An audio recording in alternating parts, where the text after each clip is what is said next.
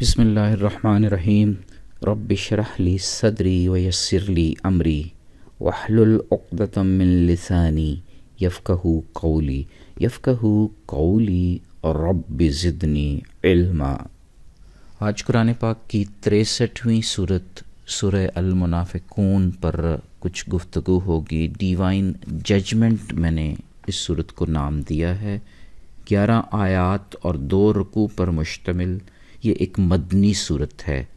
اس صورت پاک میں نفاق اور منافقین کا 4 مختلف انداز میں تذکرہ کیا گیا ہے۔ صورت پاک نہایت جامع انداز میں یہ بات واضح کر رہی ہے کہ ایمان کا تعلق زبان سے نہیں بلکہ دل کی اتھاہ گہرائیوں سے ہے۔ رب دلوں کے راز خوب جانتا ہے اور منافقین کے جھوٹ سے بخوبی آگاہ ہے۔ منافقین جھوٹی قسمیں کھا کر لوگوں کو جب اللہ کی راہ سے روکتے ہیں تو بہت بڑے عیب کے مرتکب ہوتے ہیں۔ ان کے نفاق کی یہ سزا ہے کہ ان کے دلوں میں مہر لگا دی جاتی ہے اور ان سے غور و فکر کی صلاحیت چھین لی جاتی ہے۔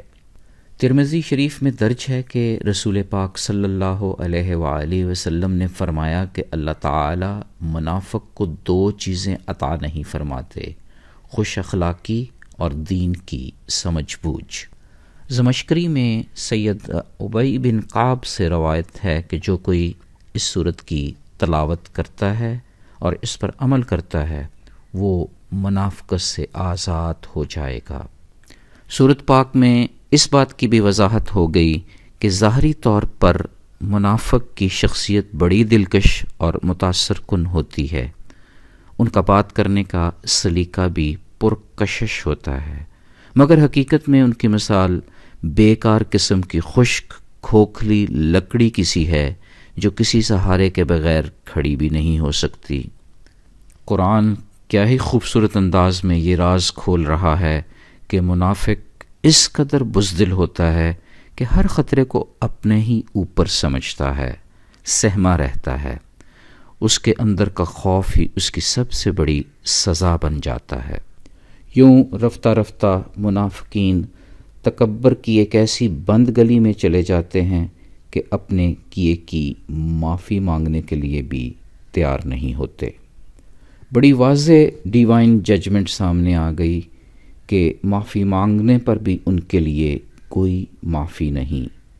یوں یہ صورت یاد دلا رہی ہے کہ اللہ جن کو ہدایت نہیں دیتے ان کی رہنمائی کوئی بھی نہیں کر سکتا، حتیٰ کہ پیغمبر بھی نہیں۔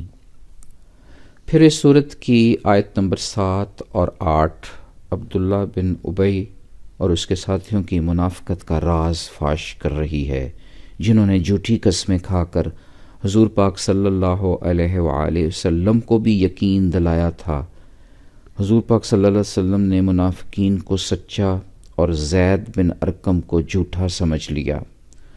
بخاری میں درج ہے کہ ان آیات کے نزول پر حضور پاک صلی اللہ علیہ وآلہ وسلم نے زید کو بلا کر یہ آیات سنائیں اور کہا تجھے اللہ نے سچا کر دیا۔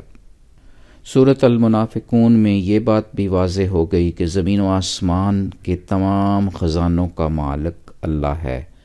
منافقین اس بات کو نہیں سمجھتے، انہیں اپنی دولت حسب و نسب پر غرور ہے۔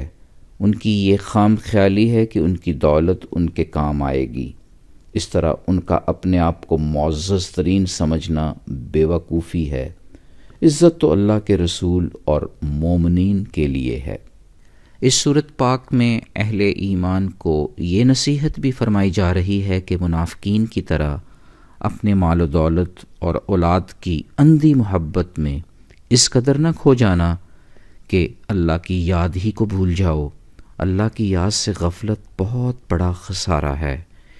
یوں نفاق کی بیماری سے پاک رہنے کے لیے دل سے مال و دولت کی محبت ختم کرنا ہوگی۔ اس کا بہترین نسخہ اللہ کی راہ میں خرچ کرنا ہے۔ موت کے بعد انسان کو سب سے بڑی کسک یہ ہوگی کہ وہ صدقہ نہیں کر سکا۔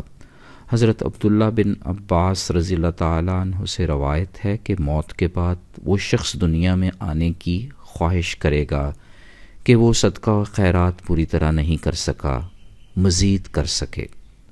مسلم کی حدیث ہے کہ افضل صدقہ وہ ہے جو انسان تندرستی کی حالت میں کرے، اور یہ کہ صدقہ کرنے میں جلدی کیا کرو۔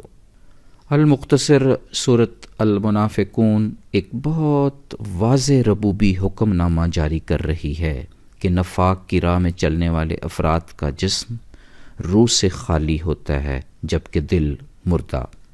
ایسے افراد کی عقل و دانش چھن جاتی ہے، وہ خوف اور بزدلی کا شکار ہو جاتے ہیں۔ اگر ہم منافقت کی ناقابل معافی بدی سے بچنا چاہتے ہیں تو پھر مال و اولاد پر گھمنڈ کی بجائے راہ خدا میں خرچ کرنا اور صدقہ دینے کی عادت ڈالنی ہوگی۔ آئیں اس بات کو پوری طرح سمجھ لیں کہ زبان سے یقین دہانی کرانا مگر دل سے انکار کرنا انسانیت کی شان کے سراسر منافی ہے۔ دوسروں میں عیب تلاش کرنے کی بجائے اپنی ذات کو نفاق سے پاک رکھنا ہی اصل دانش مندی ہے۔ اور پھر سب سے بڑھ کر یہ کہ منافق سے ڈرنے کی قطعاً کوئی ضرورت نہیں، وہ تو اپنے ہی سائز سے ڈرتا ہے، اپنے قدموں کی آہٹ سے لرز اٹھتا ہے۔ فی امان اللہ، اللہ حافظ۔